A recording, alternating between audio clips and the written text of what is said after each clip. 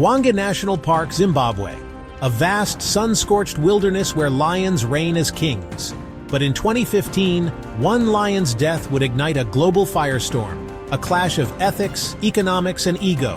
His name was Cecil, a lion with a coal-black mane, a GPS collar, and a price tag on his head. Right, Mike, and outrage is growing around the world tonight over the killing of a well-known lion in Africa. Cecil the Lion, the most famous animal in Zimbabwe's national parks, was killed earlier this month by an American hunter. To tourists, he was a $100,000 a year attraction. To conservationists, a symbol of Africa's vanishing wildness. To Walter Palmer, a Minnesota dentist with a trophy addiction, Cecil was a target. The Twin Cities trophy hunter at the center of a worldwide protest over a lion's killing is now being sought by the U.S. Fish and Wildlife Service. Today, the agency sent out this tweet saying they will go where the facts lead and asked that Palmer or his attorney contact investigators immediately. This is not just a story about a lion. It's about the invisible threads connecting colonialism, corruption, and conservation. A war where Cecil became collateral damage in a battle far bigger than himself. A battle that asks, can we love animals to death? To understand Cecil's legacy, we must start with his namesake, Cecil John Rhodes, a British imperialist who carved Rhodesia, modern-day Zimbabwe, from blood and soil. Rhodes's dream? A British empire stretching from Cape to Cairo. His legacy? Stolen land, forced labor, and a nation built on exploitation.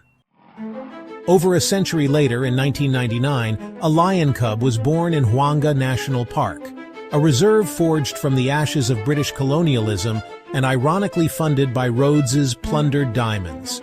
Researchers named him Cecil, a nod to history's cruel irony. A king crowned with a colonizer's name. Raised in the Jericho Pride, Cecil learned to hunt kudu and buffalo under the watch of his father, Butch. But Hwange was no Eden. Droughts parched the land. Poachers lurked. And Cecil's lineage carried a curse. Lions here lived not by nature's whim, but by humanity's greed. By 2008, Cecil's coal-black mane marked him as royalty. Researchers fitted him with a GPS collar, turning him into a living experiment. We needed data, said ecologist Brent Stapelkamp. But Cecil, he just wanted to rule. By 2010, his jet-black mane and regal presence turned him into a celebrity. Tourists paid $20,000 for safaris just to glimpse him. Brent Stapelkamp, the ecologist who tracked Cecil, called him the Beyoncé of lions. But to locals, Cecil was no icon. He was a threat. Farmers like Theo and Ndlovu lost livestock to his pride. To you, he's a star, Ndlovu said. To us, he's a killer. United Nations today, the General Assembly passed a resolution urging countries to crack down on poaching. Hunting activities are partly legal, partly illegal, and it is this resolution which fights all the illegal aspects. Cecil's GPS collar wasn't just a research tool, it was a beacon. Fitted in 2008, it tracked his movements, revealing his territory spanned 200 square miles. To scientists, the collar was a lifeline. To hunters, a roadmap. By 2015, Zimbabwe's economy teetered. Tourism, once thriving, collapsed under hyperinflation and political unrest. Desperate for foreign currency, the government sold hunting permits to wealthy foreigners. Enter Theo Bronkhorst, a third-generation hunter who'd guided princes and politicians.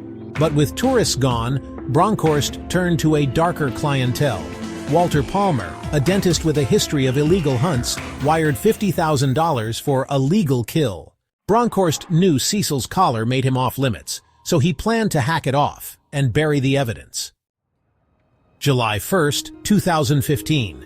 Under a moonless sky, Bronkhorst dragged a donkey carcass into Antoinette Farm, a hunting zone bordering Hwange. Laced with poison, the bait reeked of decay. Cecil's collar pinged at 9 p.m. Palmer fired a crossbow. The arrow tore through Cecil's shoulder. He fled, bleeding, into the brush. For 40 hours, Bronkhorst tracked him. When they found Cecil, he was too weak to roar. Bronkhorst's machete hacked off the collar. Palmer's rifle finished the job. Cecil's corpse was skinned, his head severed, his carcass left to rot. The GPS collar tossed into the Zambezi River. News of Cecil's death leaked on July 4th. Brent Stapelkamp's photos, Cecil's headless body, flies swarming his mane, went viral. #Cecil the Lion trended worldwide.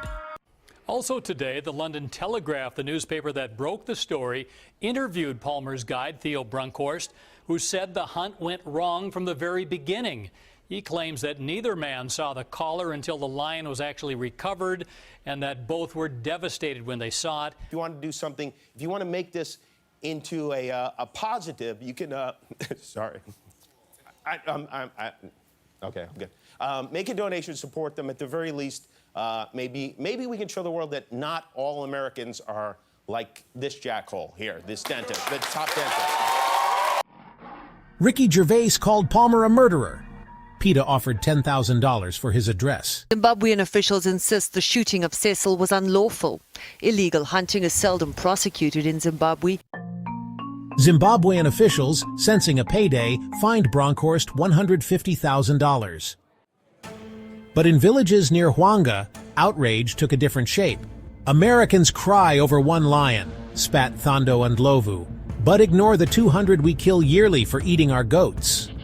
Even conservationists admitted the hypocrisy.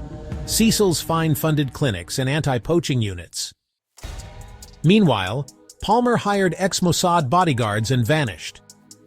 "I didn't know it was Cecil," he claimed, a lie exposed by emails showing he'd requested the lion with the black mane. In a statement, he said he deeply regretted killing such a well-known animal, saying he had no idea that the lion was a known local favourite, was collared and part of a study until the end of the hunt, blaming his guides.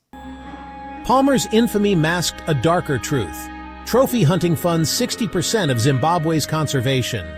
Without it, parks like Hwange collapse. But corruption devours the cash.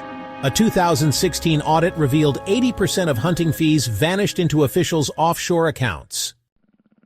Bronkhorst, once a legend, became a scapegoat. Arrested, then acquitted, he spat, "They needed a villain. I'm it." Behind the hunt for Cecil the Lion appeared before a judge. Our cameras tracked down Theo Bronkhorst before he entered a Zimbabwe court. He says the charges surrounding the death of the national treasure have ruined him. There are many collared lions shot every year, and as far as I'm aware, there's 5 that were shot this year alone. Well, it's destroyed us, eh? It's destroyed the family, my business. Palmer faced no charges. He still hunts elk in Wyoming, leopards in Namibia. "Cecil changed nothing," said Stapelkamp, "just the names." Really thought that this was going to be an example to other people that have done this before or who would do it in the future. Cecil's sons, Xanda and Jericho, inherited his territory and his curse. Xanda was killed by a rival lion in 2017. Jericho, shot by poachers in 2018. Their cubs, sold to Chinese circuses. In Hwange, a new lion, Tinashi, now wears Cecil's collar. Tourists flock. "Nothing's changed," says Ndlovu. "We still shoot lions, now we hide the collars." Meanwhile, Cecil's skull sold at a Dubai auction. His bones ground into lion wine. A bogus cure for impotence. "He's worth more dead," whispers a trafficker. Cecil's story wasn't just about a lion, it became a battleground for narratives.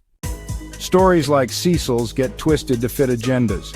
Outlets cherry-pick facts, hide biases, or bury critical context.